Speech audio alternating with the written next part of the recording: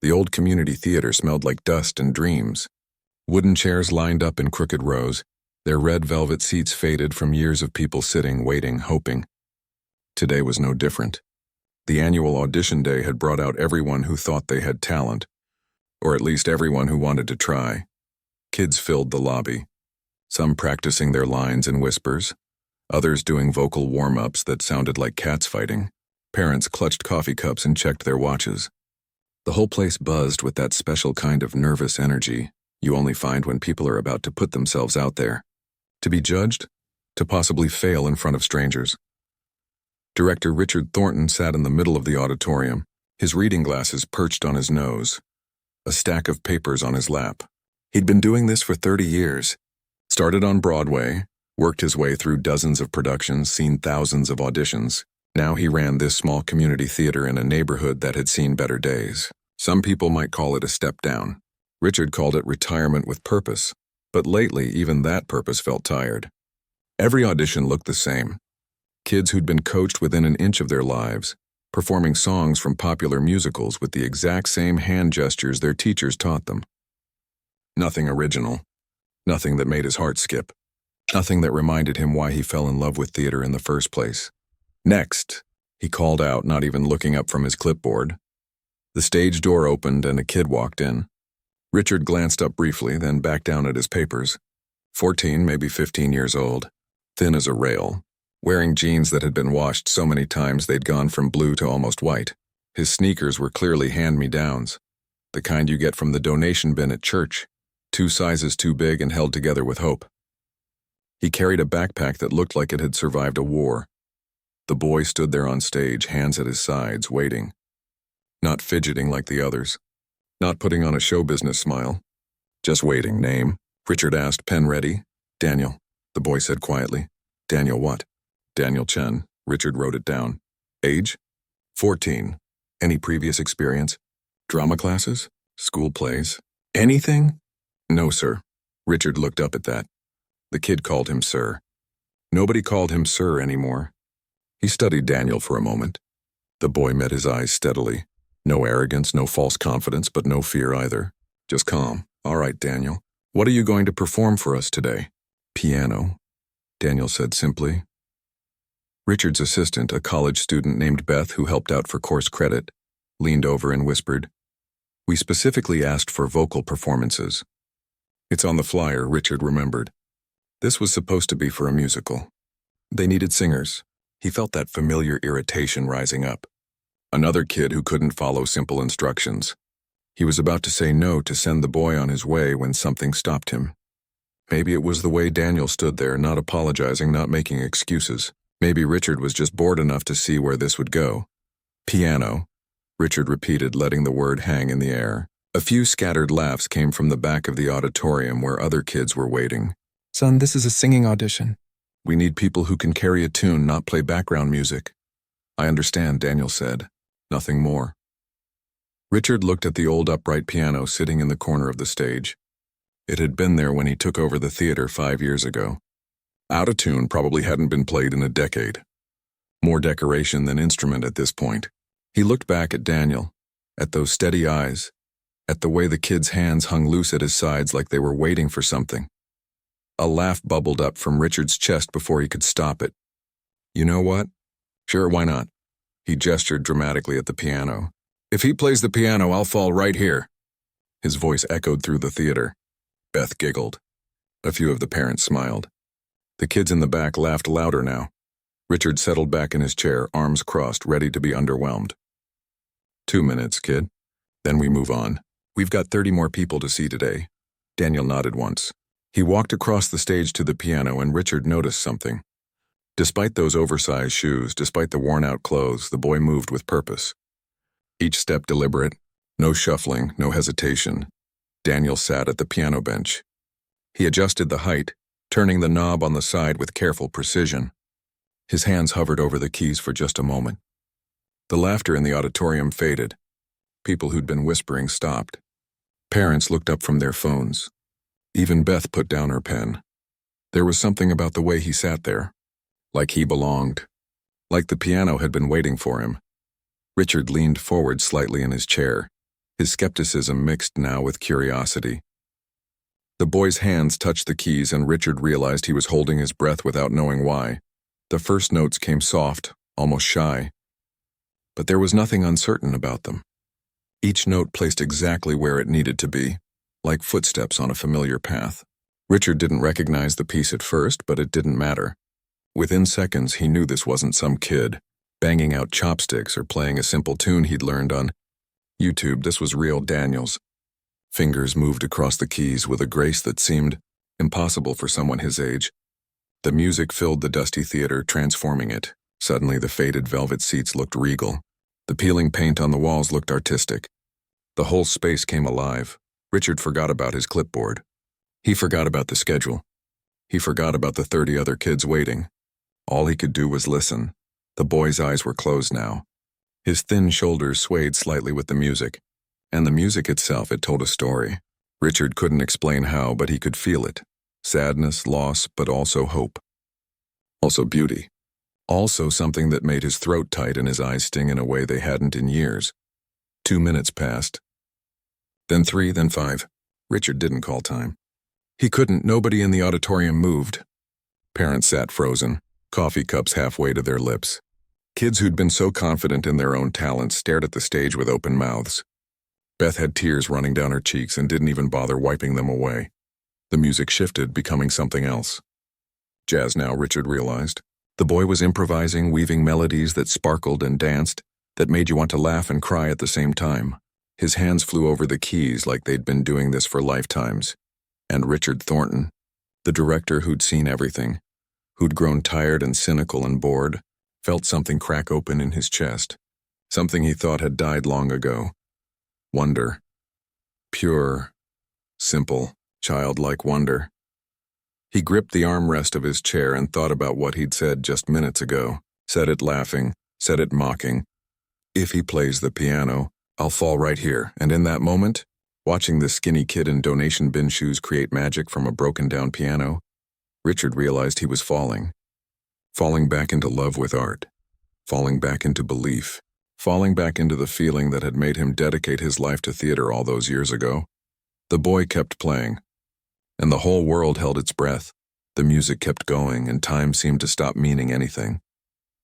Daniel's fingers moved across the piano keys like water flowing over rocks, natural and unstoppable. The melody changed again, becoming something softer now, more gentle, like a lullaby but sadder, like someone remembering something beautiful that was gone. Richard couldn't move. He'd been in theater his whole adult life, had seen performances that won awards, had worked with actors who made audiences weep.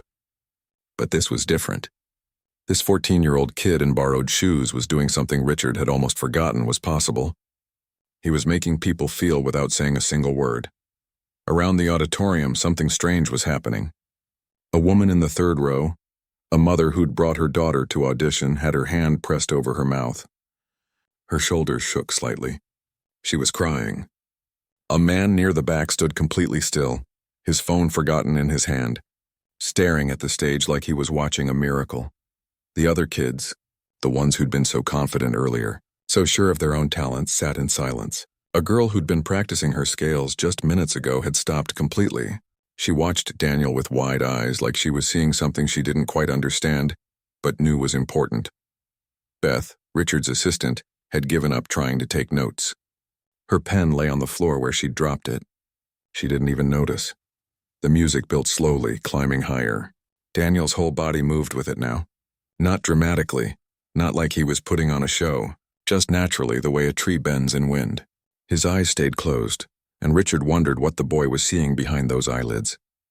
What memories, what feelings, what world was he living in while his hands created this magic?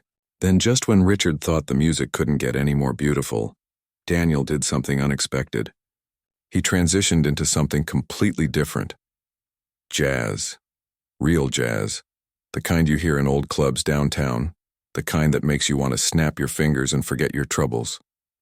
But he didn't just play it straight. He was improvising, making it up as he went, each note building on the last one, creating patterns that Richard had never heard before. How was this kid doing this? Where did he learn to play like this? Richard had known professional musicians who couldn't improvise this well, who couldn't make a piano sing and laugh and cry all at once. The tempo increased. Daniel's fingers flew faster now, dancing up and down the keyboard. Light and shadow, happiness and sorrow, all woven together. The old piano, the one Richard had written off as basically worthless, sounded like a completely different instrument, like it had been asleep for years and was finally waking up. Richard glanced at his watch without meaning to. 8 minutes had passed. The audition was supposed to be 2 minutes maximum. They were so far behind schedule now. He should stop this. He should call time and move on. But his mouth wouldn't form the words. His hand wouldn't raise to signal stop, because stopping this would be like stopping rain, like stopping sunrise. You just didn't do it. The music began to slow again, gentler now. Daniel's hands moved with such care, such tenderness, like he was holding something precious and fragile. The notes came softer, quieter, each one clear as a bell. Richard felt his chest tighten. He recognized this feeling. He'd felt it only a few times in his life. Opening night of his first Broadway show. The day his daughter was born. The moment he knew he wanted to spend his life in theater. It was the feeling of witnessing something true, something real, something that mattered. Daniel played the final notes, letting them hang in the air, fade slowly into silence. His hands lifted from the keys and rested in his lap. He sat there for a moment, eyes still closed, like he was coming back from somewhere far away. The silence that followed felt thick, heavy. Like the whole auditorium was holding its breath. Then someone started clapping. The woman in the third row, the one who'd been crying.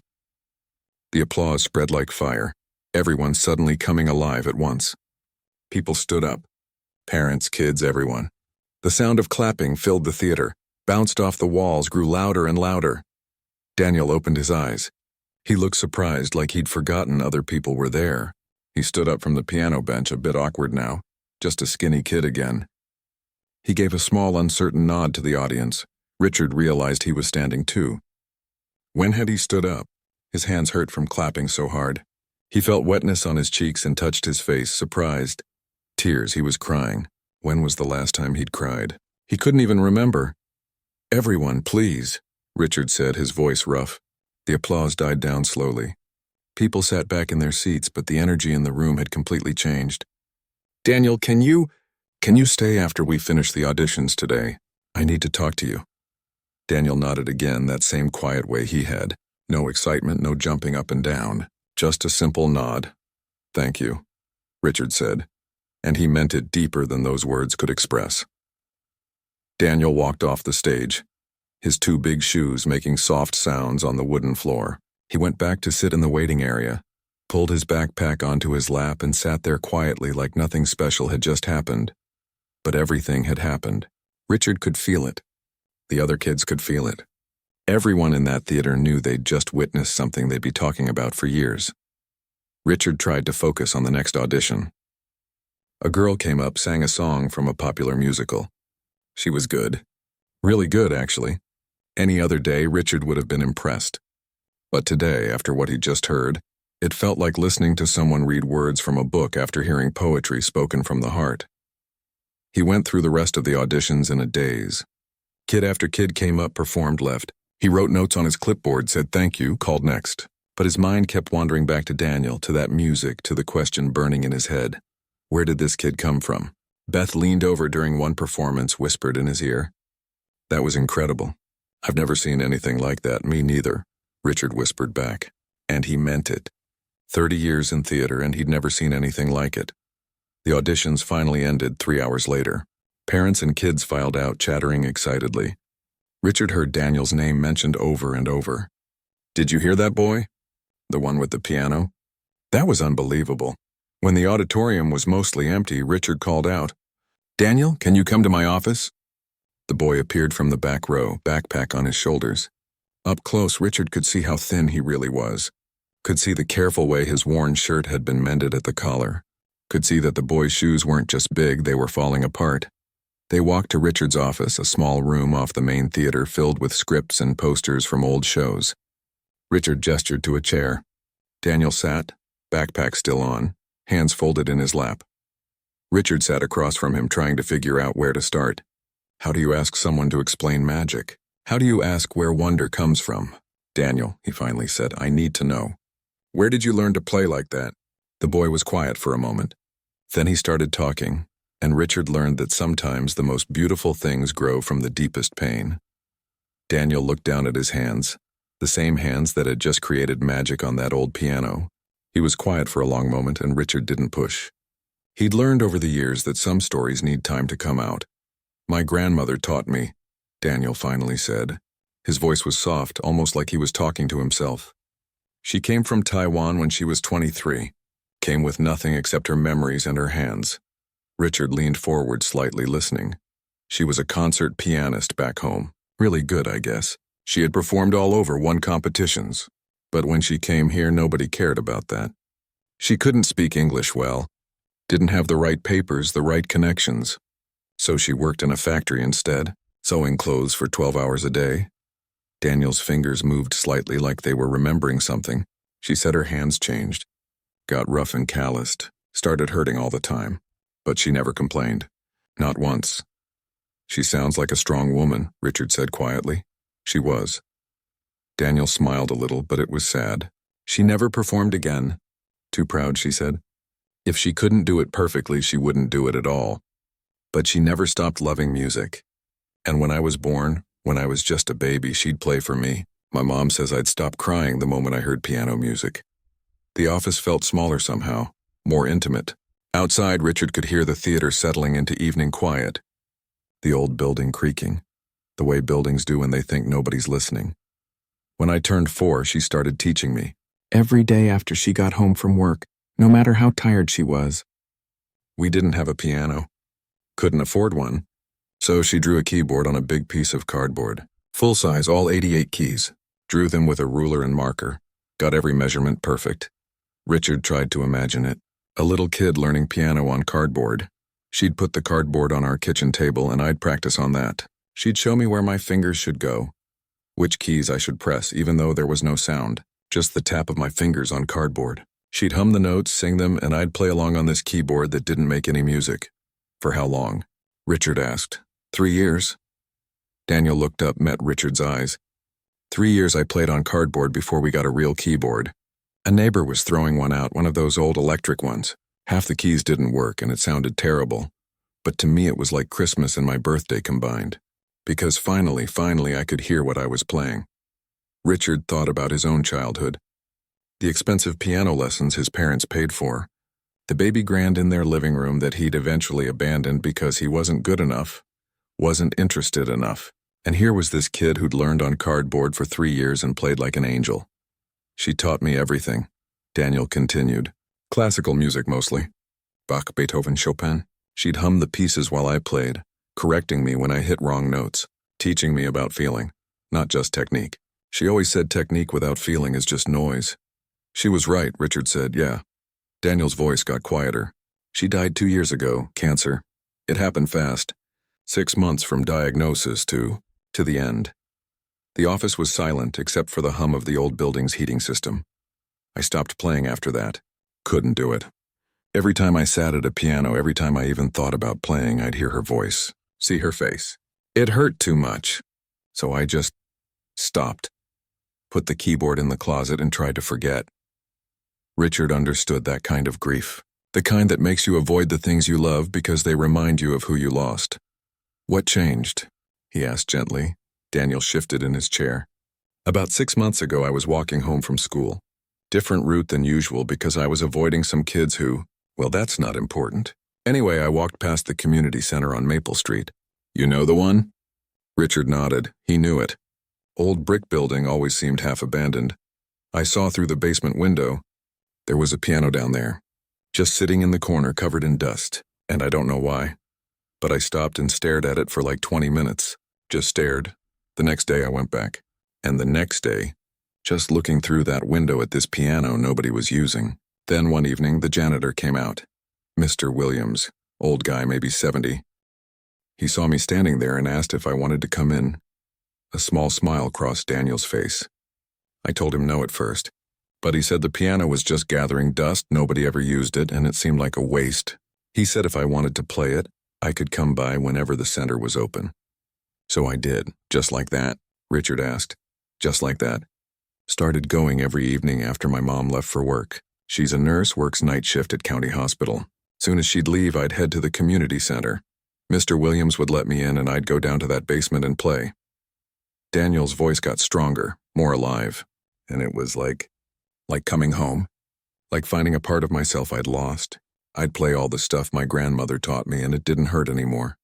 It felt like she was there with me, like I was keeping her alive through the music. Richard felt that tightness in his chest again.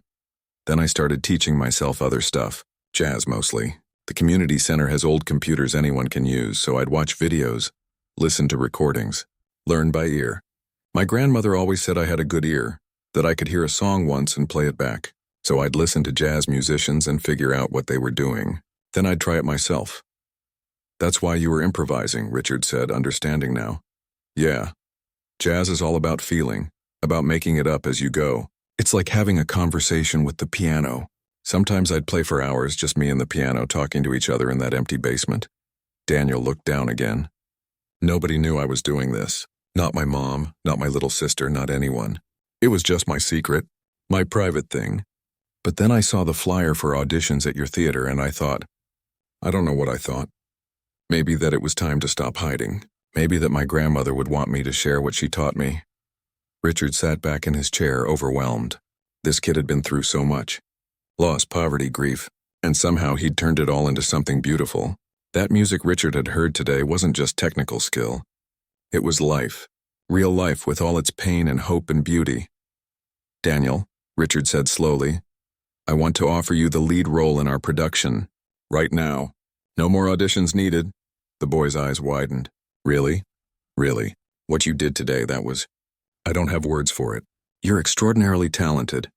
But then Daniel's face fell. The hope that had flashed there for a moment disappeared, replaced by something that looked like resignation. I can't, he said quietly. Richard frowned. What do you mean you can't? The rehearsal schedule. I saw it on the flyer. 6 days a week, 3 hours each day, plus weekend performances. I can't do that. Why not? Daniel took a breath. I work every day after school. At the corner store on 5th. Stock shelves, work the register, clean up. The owner pays me cash under the table since I'm only 14. It's not much, but we need it. My mom's salary barely covers rent and we're already behind. My little sister needs things for school. We need groceries. I can't give up those work hours, and there it was. Reality crashing into dreams like it always does. Richard looked at this skinny kid in borrowed shoes and understood. Talent wasn't enough. It never was. The world didn't care how beautifully you played piano if you couldn't pay rent. I'm sorry, Daniel said, standing up.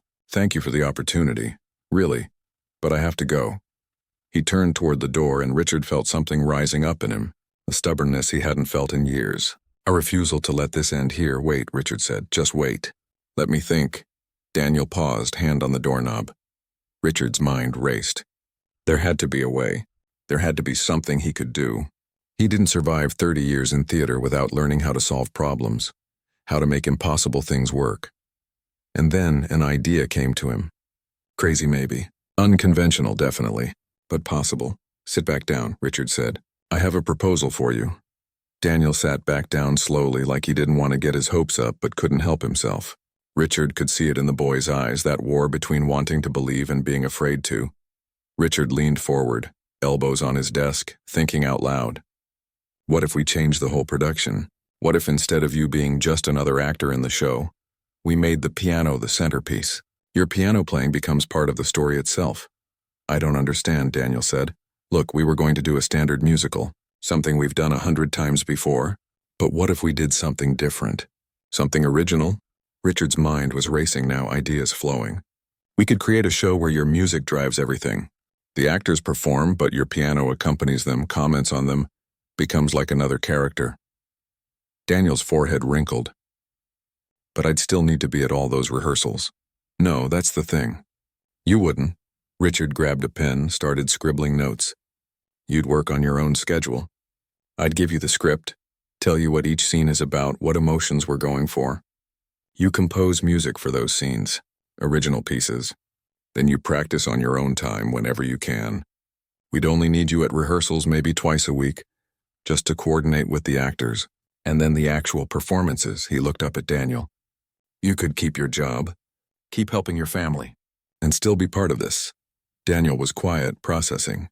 Richard could see the wheels turning in the boy's head. But that's not all. Richard continued. The theater doesn't have much money. We operate on donations and ticket sales, barely scrape by most months. But what we can do is pay you a composer's fee. It wouldn't be much, maybe $100 a week during rehearsals, more during performance weeks. I'd pay it out of my own salary. Call it an investment in the future. You'd do that? Daniel's voice was barely a whisper. Kid, I've been in this business long enough to know that what you have, that gift you have, it doesn't come along often. Maybe once in a lifetime if you're lucky. I'm not letting it slip away because of rehearsal schedules and money. We'll figure it out. Daniel looked down at his hands again, those magical hands that could make pianos sing. I don't know what to say. Say yes. Say you'll give this a shot. A long moment passed. Richard held his breath. Outside his office, he could hear Beth locking up, getting ready to leave for the night. The building settled around them, creaking and groaning like an old ship. Okay, Daniel said finally. Yes, I'll do it. Richard felt something lift in his chest, something that had been weighing him down for longer than he realized. Good, that's good. We start rehearsals in 2 weeks. I'll work on the script, figure out how to restructure everything. You start thinking about music. What you heard today, what you felt, channel that into something we can build a show around. They shook hands, and Richard noticed how small Daniel's hand was, how thin, but there was strength there too. The kind of strength that survives cardboard pianos and grief and poverty, and still manages to create beauty. After Daniel left, Richard sat alone in his office for a long time. What had he just done? He'd basically promised to rewrite an entire production around a 14-year-old kid he'd met 3 hours ago. The board of directors would think he'd lost his mind. Beth would think he'd lost his mind. Maybe he had, but when he closed his eyes, he heard that music again, heard what Daniel had pulled from that broken-down piano, and he knew deep in his bones that this was right. This was what theater was supposed to be about. Taking risks, believing in people, creating something that mattered. He went home that night and couldn't sleep. His mind kept spinning with ideas. How to structure the show, what story to tell, how to weave Daniel's music through everything. By 3 a.m, he had the outline done. By dawn, he had the first act sketched out. The next 2 weeks flew by in a blur. Richard rewrote the entire script, turning what was supposed to be a conventional musical into something new. A story about a small town, about ordinary people with extraordinary dreams about how music could heal broken things. The piano would be on stage the whole time, sometimes in the background, sometimes front and center. And Daniel would be there playing, responding to what was happening, making the music part of the conversation. He met with Daniel twice during those 2 weeks. The boy showed up to both meetings on time, backpack on his shoulders, and they'd sit in the empty theater talking about music and feeling and what each scene needed. Richard would describe a moment, and Daniel would think for a minute, then go to the piano and play something. Just like that. No sheet music, no preparation.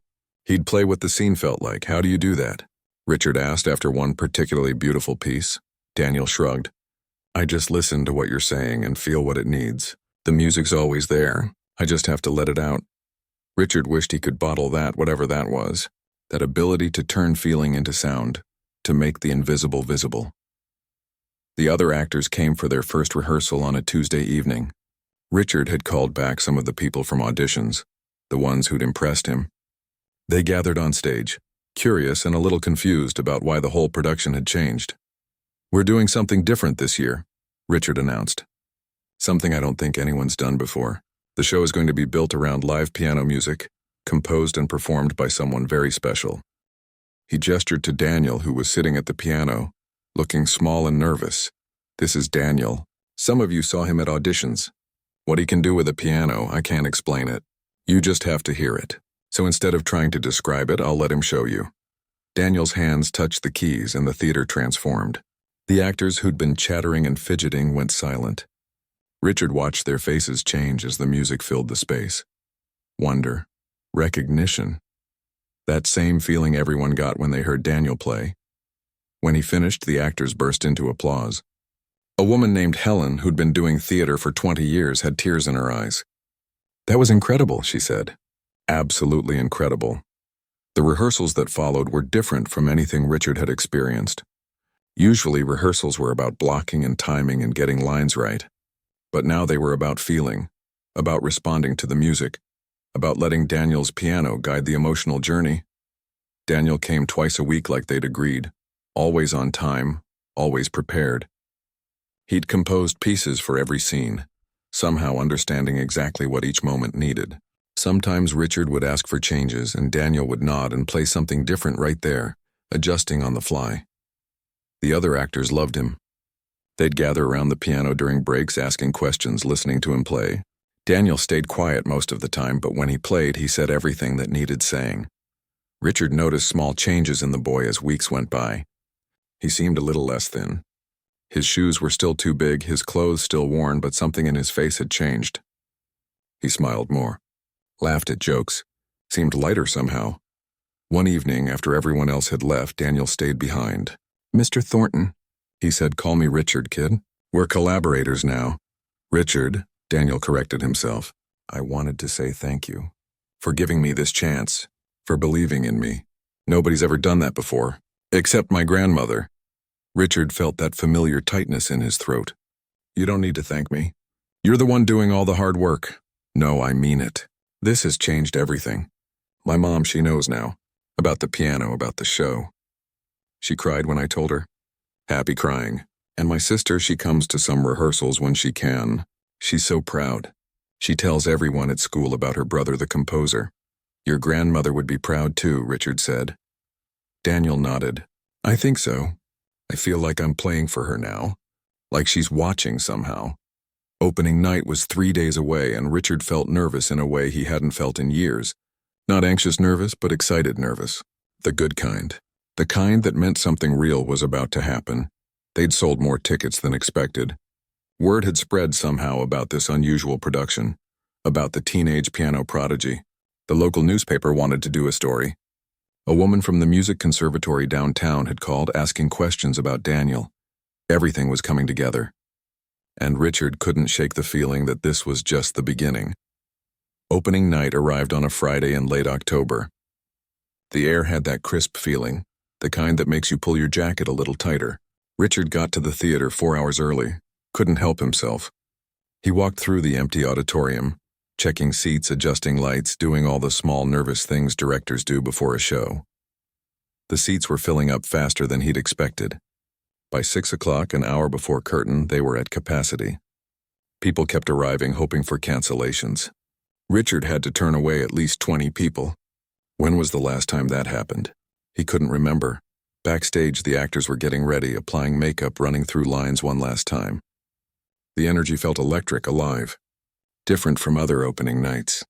Everyone seemed to understand they were part of something special.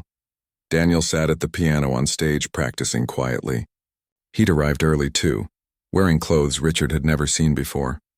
Still simple, still modest, but new. Clean jeans that actually fit. A button-up shirt that wasn't worn through at the elbows. His mother must have bought them for tonight. Richard felt his throat get tight thinking about it, about what that purchase probably cost a family already behind on rent. "How you feeling?" Richard asked, walking over to the piano. Daniel looked up and there was fear in his eyes. Real fear. There's so many people out there. I know. What if I mess up? What if I forget the music? What if... Daniel. Richard sat down on the piano bench next to him. "You know what I've learned in 30 years of doing this? The audience isn't hoping you'll fail. They're hoping you'll succeed. Every single person out there wants to see something beautiful tonight. They're on your side, but what if I let them down? You won't. You know why? Because you're not playing for them. You're playing for your grandmother. You're playing for that little kid who spent 3 years practicing on cardboard. You're playing because the music needs to come out and you're the only one who can let it free." Daniel took a deep breath. His hands were shaking slightly. "Tell you what," Richard said. "Before we start, before anyone sees you, play something. Just for yourself. Something that makes you feel safe." Daniel nodded. His fingers touched the keys and he started playing. Something soft, something Richard didn't recognize. A lullaby, maybe. The kind a grandmother might hum to a child. Daniel's eyes closed, his breathing slowed. The shaking in his hands stopped. When he finished, he opened his eyes and looked at Richard. "Okay, I'm ready." The lights dimmed. The audience settled into that expectant silence. Richard stood in the wings, watching, his heart pounding like he was the one about to perform. The curtain rose. The stage lights came up soft and warm. And there was Daniel sitting at the piano, hands poised over the keys. The audience could see him clearly. This thin teenage boy at a piano that looked almost too big for him.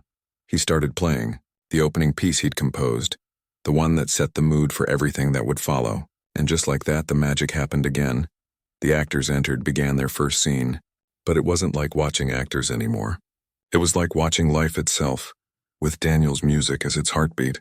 When the characters felt joy, his music danced. When they felt sorrow, his notes fell like rain.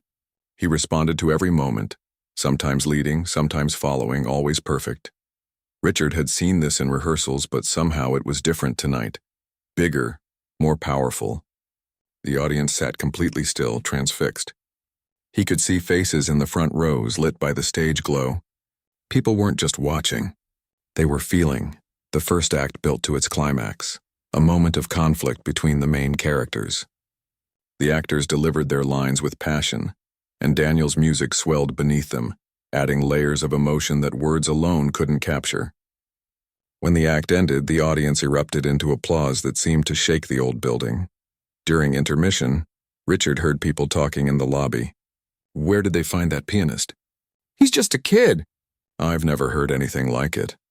This is better than anything downtown." The second act opened with one of Daniel's most beautiful pieces, a piano solo that lasted almost 3 minutes. No actors, no dialogue, just Daniel and the piano, telling a story without words. Richard watched from the wings and saw something he'd never seen before. The entire audience leaning forward in their seats. Not a single cough, not a single fidget. Complete absorption. The show moved toward its ending. The final scene, the one Richard had worried about most. It needed to be perfect, needed to tie everything together. The actors delivered their final lines, and then it was just Daniel. The closing piece, everything depended on this. Daniel's hands moved across the keys, and Richard heard something new in the music. Something Daniel hadn't played in rehearsals. He was improvising, taking the composition they'd worked on and elevating it, making it fly. The music built and built, climbing higher, pulling the audience up with it. People's hands gripped their armrests. Some were crying. And then, at the perfect moment, Daniel brought it down, soft and gentle, like landing after flight. The final notes hung in the air, sweet and clear and heartbreaking. He held the last chord, let it fade naturally into silence for a moment, nothing. The kind of silence that feels holy. Then the audience exploded. Everyone on their feet at once, applauding, cheering. The actors came out for their bows, beaming. They gestured to Daniel, and he stood up from the piano bench, looking overwhelmed. The applause got louder. Richard walked onto the stage, put his hand on Daniel's shoulder. The boy looked up at him with eyes shining with tears and joy and disbelief. "Take your bow," Richard said. Daniel bowed, awkward and humble, and the audience cheered even louder. Richard looked out at all those standing people, all those happy faces, and felt something he hadn't felt in so long. Pride. Pure, uncomplicated pride. After the show, people crowded around Daniel. Parents wanted to congratulate him. The actors hugged him. A woman in an expensive suit approached Richard. "I'm Dr. Patricia Leong," she said. "From the Conservatory of Music downtown." Richard's heart jumped. He knew that name. The conservatory was one of the most prestigious music schools in the state.